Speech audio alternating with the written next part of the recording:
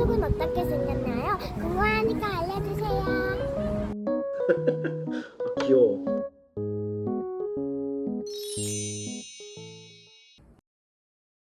안녕하십니까.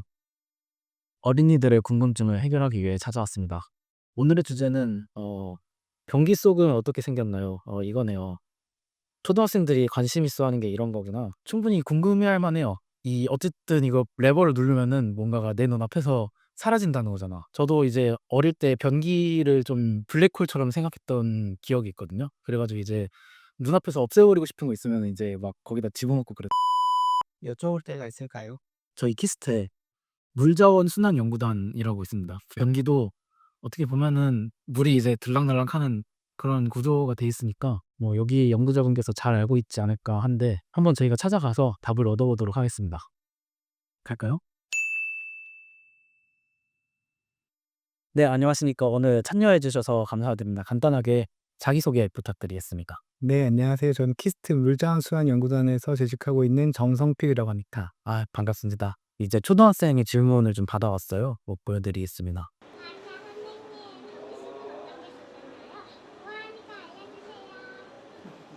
변기 속이 어떻게 생겼는지 궁금해하는 이제 초등학생의 질문이었는데 그 구조를 좀 설명드리는 시간을 갖도록 하겠습니다. 변기수가 어떻게 생겼는지 설명을 드리도록 하겠습니다.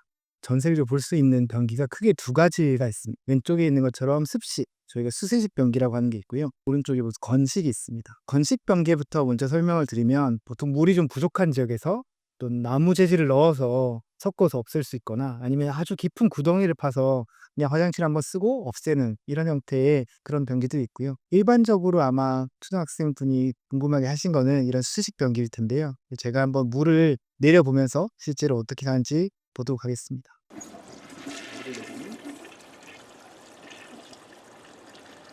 내부로 이렇게 물이 흘러간 다음에 사용된 물은 아래쪽으로 해서 하수도로 내려가게 되고요. 다시 물을 쓸 수 있도록 상수도 물이 공급돼서 들어오게 됩니다.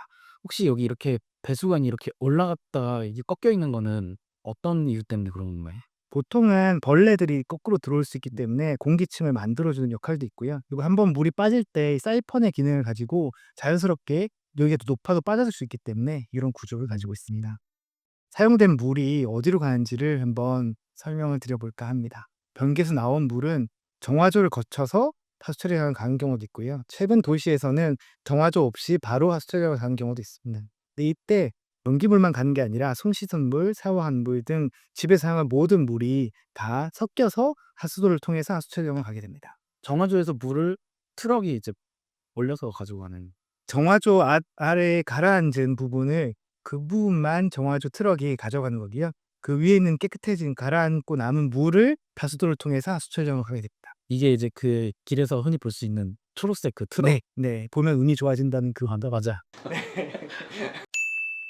그러면 제가 이 하수처리장에서 실제로 무슨 일이 벌어지는지를 좀 더 설명을 드려볼까 합니다. 큰 것들은 먼저 이런 망을 통해서 걸러지게 되고요. 이걸 통과한 작은 것들도 강이나 호수 나갔을 때 오염시킬 수가 있게 됩니다. 그래서 그것들은 더 크게 만들어서 가라앉히게 되고요. 그러면 가라앉게 다 가라앉았기 때문에 영양분들이 남아 있습니다. 보통 우리가 탄소, 질소, 인과 같은 이런 것들이 자연으로 나갔을 때 부영양화라고 해서 이제 녹조도 생기고 이런 문제가 발생하게 되는데요. 하수처리장에서는 결국은 탄소, 질소, 인을 제거하는 공정이 가장 핵심이 됩니다. 공기와 함께 균이 있는 경우에는 이제 탄소라는 물질이 이산화탄소 형태로 날아가서 제거가 되고요. 공기 없이 균이 있을 경우에는 질소가 질소가스 형태로 날아가게 됩니다. 인 같은 경우에는 가라앉혀서 제거가 됩니다. 이렇게 깨끗하게 처리된 물이 하수처리장에서 나와서 이제 강 또는 바다 또는 호수들로 나가게 되고요. 물이 강 또는 바다로 가게 되면 증발이 되게 되고요. 해가 떠 있을 때 그런 구름이 만들어지겠죠. 그래서 이게 이동돼서 다시 비의 형태로 우리에게 다시 돌아오게 됩니다. 그러면 우리가 지금 물을 한번 사용해 버렸기 때문에 '더 이상 물을 쓸 수 없는 걸까?' 다시 비가 내려서 내린 물은 강 또는 호수에 존재하게 되고 네. 저희는 그것을 정수처리장이라는 이 장소에서 더 깨끗하게 만들어서 마실 수 있는 물로 바꾸게 됩니다. 정수처리장의 과정도 간단히 제가 설명을 드리면 똑같이 이제 나뭇잎이라든가 물고기라든가 이런 큰 것들은 똑같이 망으로 거르게 되고요. 작은 것들은 똑같은 방식으로 더욱 키워서 가라앉히게 됩니다. 하지만 우리가 마실 때는 더 깨끗한 물을 만들어야 되기 때문에 이런 모래들을 이용해서 한 번 더 걸러 주게 되고요. 몸에 안 좋은 균들이 발생할 수 있기 때문에 소독 과정을 통해서 저희 가정으로 공급이 됩니다. 정수청에서 나온 관을 상수도라고 부르고요. 하수도에 들어오는 관들을 보통 하수도라고 합니다. 아까 제가 상수도, 하수도를 설명을 좀 드렸는데 실제로 어떻게 생겼는지 그림으로 좀 설명을 드리려고 합니다. 그래서 상수도 배관은 이렇게 파랗게 보이는 이 관이 상수도 배관이 되어 있고요. 하수도 배관은 여기 보시면은 건물 내에 이렇게 배관이 다양하게 존재할 수 있고 이렇게 모여서 각각 같이 하수 처리장으로 가게 됩니다. 도시 내에서도 보시면은 주로 관들은 지하에 존재하게 되고요. 상당히 복잡하게 도시에 사람이 많이 모여 살게 되면서 각 집이나 건물로부터 나오는 모든 오염물질들 그리고 하수, 오수를 다 받아야 되기 때문에 배관이 아주 촘촘하게 구성이 되어 있습니다. 우리가 이렇게 도시 속에서 일상생활을 하고 걸어 다니고 하는 동안에는 전혀 못 느끼지만 땅 밑에 다 이렇게 상수랑 하수 배관들이 다 숨겨져 있었다는. 주로 예전에는 그 처음 도시가 생겼을 때는 이런 관 개념이 없었기 때문에요. 큰 파리나 이런 도시에서도 사람들이 많이 살게 되면서 그냥 물을 다 도시에 버리거나 강에 버렸었습니다. 근데 그렇게 되다 보니까 특히 전염병들이 돌았을 때 그게 사람들이 하류에 다시 식수를 활용하면서 전염병이 크게 번지고 했었거든요. 사실은 우리가 사람이 모여 살 때는 가장 중요한 것이 이런 전염병을 막을 수 있는 위생에 대한 기술이고요. 핵심적인 요소가 아까 하수처리장과 정수장이 되겠습니다. 시스템이 잘 갖춰져 있기 때문에 우리가 이런 데 모여 살 수 있다고 설명드릴 수 있습니다. 그럼 이제 물이 어떤 과정을 거쳐서 우리에게 다시 돌아오는지 한번. 아까 그런 배관보다 이런 사람들이 살아가는 이런 큰 공간 옆에 어떤 뭐 공장이 있을 수도 있고 사람들이 결국 정수장을 통해서 물을 가져오게 될 테고요. 그걸 활용한 다음에 다시 버리게 되는데 이 과정에서 아까 말씀한 것처럼 증발이나 다시 비가 돼서 내리거나 일부는 이제 강으로 갈 수도 있지만 그 물이 지하수로 갈 수도 있고 저수지로 갈 수도 있겠죠. 그리고 농업도 활용될 수 있고요. 이런 전체적인 물순환을 통해서 저희는 그냥 단순히 수도에서 나오는 물을 받아다가 다양히 활용하고 버리지만 그 뒤에서 이런 하수처리장과 정수처리장이 역할을 충분히 해주기 때문에 저희는 어떤 불편함 없이 잘 물을 활용할 수 있다고 생각합니다. 되게 일상생활 속에서 무심코 당연하다는 듯이 물을 사용하고 있었는데 직접 보니까 물의 중요성을 알게 되는 것 같아요. 좀 듣다 보니까 궁금한 점들이 몇 개 생기거든요. 사람들이 수돗물을 이제 수돗물 냄새 난다고 잘 못 마신다고 하잖아요. 수돗물 냄새라는 게 그 원천이 뭘지 좀 궁금하고요. 사람들이 크게 불편함을 느끼는 냄새는 염소 냄새입니다. 일반적으로는 그 염소 냄새는 좀 시간을 두면 충분히 날아서 없어지게 되고요. 염소가 아예 없다면 대부분 균이 통과해서 남을 수 있는데 그 균을 없애지 못하면 오히려 더 저희가 병에 걸릴 수도 있고 이 염소 기술이라는 것은 전 세계적으로 아주 오랫동안 사용되어 있는 기술이고요. 정말 예민하신 분들은 흙냄새가 난다. 그런 냄새를 맡으시는 분들이 있거든요. 우리나라 같은 경우에 보통 강물을 원수로 활용하기 때문에 그래서 강물에서 오는 흙냄새일 수 있고 그 냄새를 제거하는 기술도 개발이 돼서 적용되고 있습니다. 흔히 막 뉴스 같은 데서 더러움을 부각시킬 때 항상 변기랑 비교를 하거든요. 이제 우스갯소리로 "변기가 가장 깨끗한 물집 아니냐." 이런 얘기가 나오는데 어느 정도로 있고 변기보다 더러운 게 진짜 많이 있는지.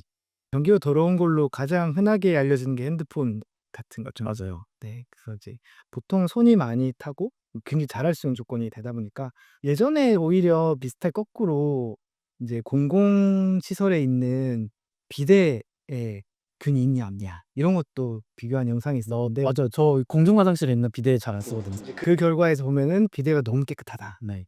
네. 아. 네. 오히려 물이 있고 계속 씻어지는 곳은 더 깨끗할 수 있고요. 하지만 이제 변기 테두리라든가 그거는 제가 쓰기 전에 항상 이제 좀 휴지로 한번 닦고 네. 사용을 하거든요. 네네네. 반대로 어떻게 보면은 우리나라의 위생 검역이 꽤 좋아졌기 때문에 아마 변기가 제일 더러웠지 않을까. 실제로 이런 상하수도 설비가 잘 안 돼 있는 나라들도 많이 있잖아요. 저도 최근에 많은 개도국들을 돌아다닐 경우가 있었는데요.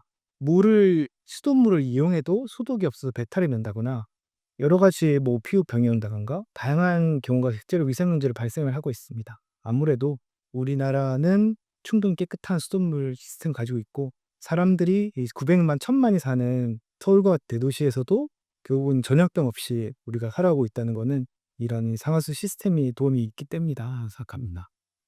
박사님께서는 이제 정수에 관해서 연구를 하고 계시고 물을 깨끗하게 만드는 것에 대해서 이제 남다른 지식을 갖고 계시는데 평소에 이제 생수를 드시나요? 아니면 수돗물을 저도 사실은 직접 먹는 물은 생수도 먹고 집에 정수기도 설치가 돼 있고 합니다. 사실은 이제 여기 나와 있는 이런 음료수 같은 경우에 다 수돗물로 만들었겠죠. 그리고 저희가 냉면을 한 그릇이 있다면 그걸 생수로 만들었을 일도 없고.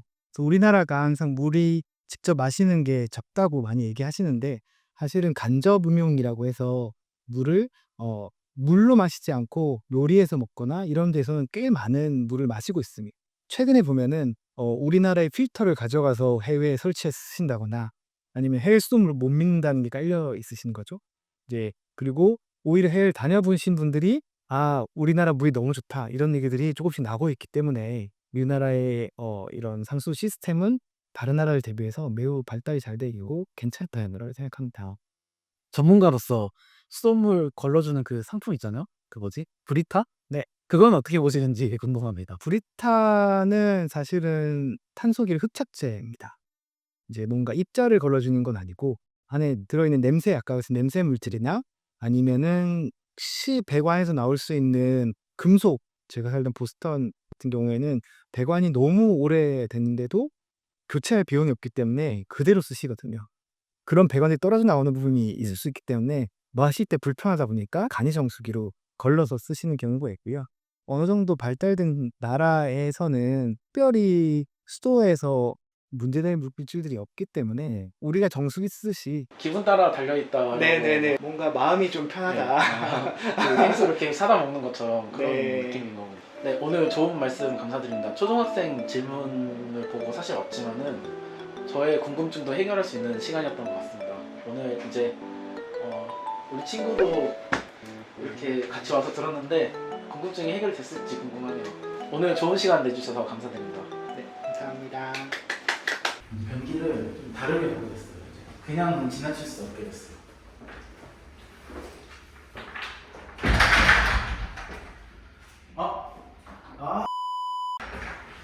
저 누가 불 안 내리고 하고 있었어.